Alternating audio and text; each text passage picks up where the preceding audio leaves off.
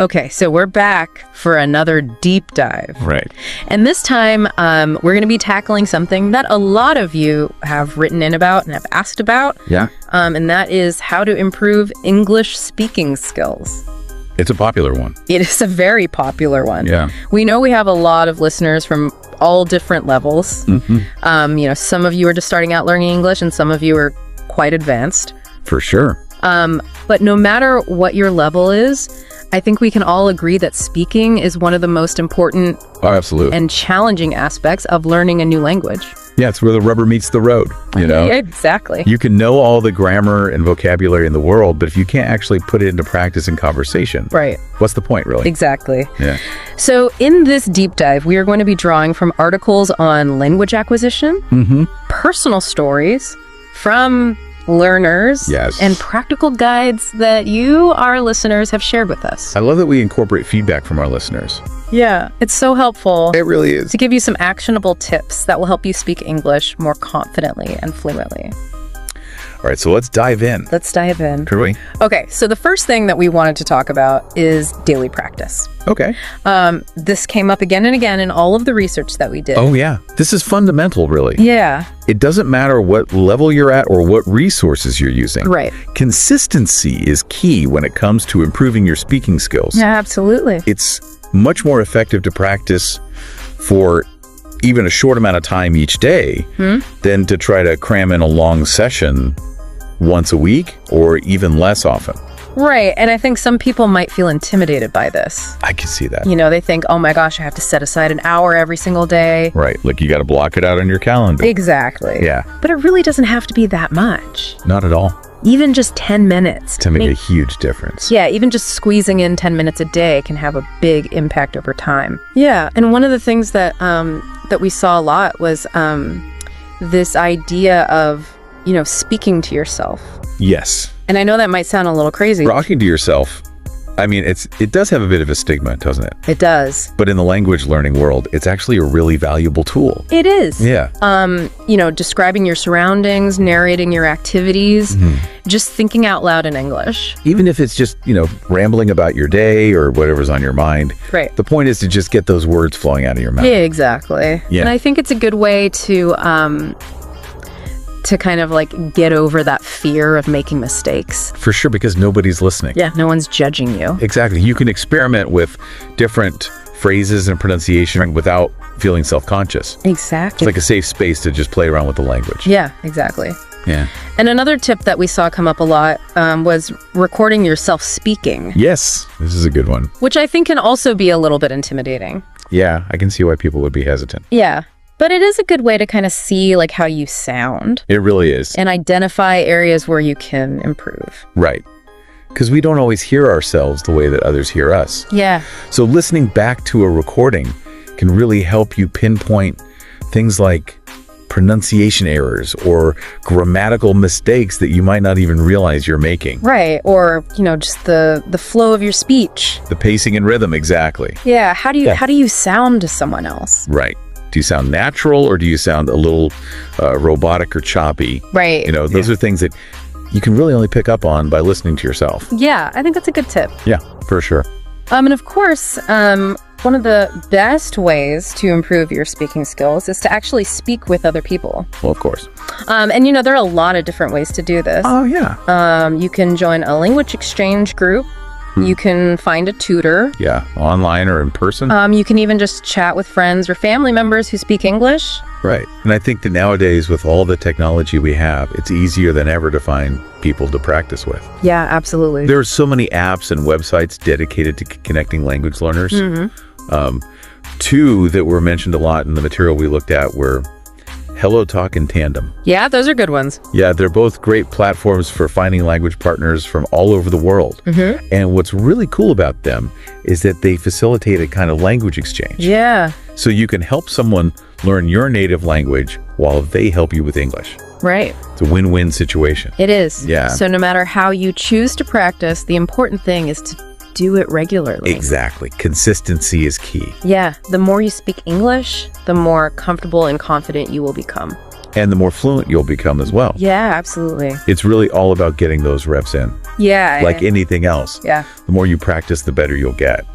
So make English a part of your daily routine, even if it's just for a few minutes each day. Yeah, I think that's a great takeaway. Yeah. Okay, so we've talked about the importance of daily practice, but what are some specific techniques that you can use to improve your speaking? Okay, so one technique that I personally find really helpful, and that was also recommended in a lot of the materials we reviewed, is called shadowing. Okay, shadowing. Yeah. What is shadowing? So shadowing basically involves listening to a short audio clip. Okay. Like from a podcast or a movie or a YouTube video, and then repeating what you hear as closely as possible. Oh, okay. So you're essentially trying to mimic the speaker's pronunciation. So kind of like copying them? Exactly, like you're their shadow. Okay. You're trying to match their intonation, their rhythm, their pacing, everything. So not just the words, but the way that they're saying the words? Exactly. It's about capturing the music of the language. That's a good way to put it. Yeah, you know, like how they emphasize certain words and phrases and how their voice rises and falls. All of those subtle details that contribute to natural sounding speech. That makes sense. Yeah. And at first, you don't have to worry too much about understanding every single word. Okay. The main focus is on imitating the sounds and the rhythm. Right. As you get more comfortable, you can start to pay more attention to the meaning. Okay. But in the beginning, it's really all about training your ear and your mouth to work together. So it's kind of like learning to sing a song. Yeah, exactly. You know, you're not necessarily thinking about the lyrics at first. Right. You're just trying to match the melody and the rhythm. Exactly. And then once you have that down, you can start to focus on the meaning. Yeah, that makes sense. Yeah. So what are some of the benefits of shadowing? Well, for one thing, it really helps to improve your pronunciation. Oh. Because you're consciously trying to imitate the sounds of a native speaker. You start to pay more attention to how you're forming the words with your mouth. Right. And you become more aware of any areas where you need to improve. So it's like a workout for your mouth muscles? Exactly. Yeah. And it also helps to improve your listening skills. Okay. Because you're really having to focus on what you're hearing in order to be able to repeat it accurately. Right. So it's like active listening. Exactly. Yeah. And as you get better at listening, you'll also start to pick up on more the nuances of the language. Like what kind of nuances? Well, things like intonation and stress patterns. Okay. You know how certain words are emphasized in a sentence and how the speaker's voice rises and falls. Right. Those are all things that contribute to meaning and natural sounding speech. Okay. And by paying attention to those details through shadowing, you'll start to internalize them and be able to use them in your own speaking. That makes sense. Yeah. So how do you actually go about shadowing? Well, first, you need to find a short audio clip that you want to work with. Okay. And it's best to start with something that's relatively easy to understand. Right. Like a podcast or a YouTube video that's designed for English learners. And then you just listen to the clip a few times without repeating anything, just to get a feel for the overall sound and rhythm. Okay. And then once you feel comfortable, you can start to shadow the speaker sentence by sentence. Okay. And don't worry if you can't repeat everything perfectly at first. Right. Just keep practicing and you'll gradually get better. That sounds like a good way to start. Yeah, and as you get more confident, you can start to increase the length of the audio clips you're working with. Okay. And you can also try shadowing more challenging material like movies or TV shows. Right. But the important thing is to start with something that's manageable. Yeah. And to gradually increase the difficulty as you improve. That's good advice. Yeah. Okay, so we've talked about daily practice and we've talked about shadowing. Yep. What is another tip that you have for improving speaking skills? Okay, so this one might seem a little counterintuitive, but it's actually really important. Okay. I'm intrigued. And that is to focus on learning phrases rather than just individual words. Okay, so what do you mean by that? So a lot of language learners make the mistake of trying to memorize long lists of vocabulary words. Yeah, I've definitely been guilty of that. We all have. Yeah. But the problem with that approach is that it doesn't really help you to actually speak the language. Right. Because knowing a bunch of words in isolation is not the same as being able to put them together into grammatically correct sentences. Right. And to use them fluently in conversation. It's like having all the ingredients for a cake, but not knowing how to bake it. Exactly. Yeah. So instead of focusing on memorizing individual words, you should focus on learning phrases and expressions. Okay, so like what kind of phrases? Well, common greetings, for example, Yeah. like, hello, how are you? Nice to meet you. Right. Or everyday expressions like, I don't understand. Can you please repeat that? Thank you. Okay. Or even just chunks of language that you hear frequently in conversations. Like what? Well, for example, instead of just learning the word happy, you could learn the phrase, I'm so happy for you.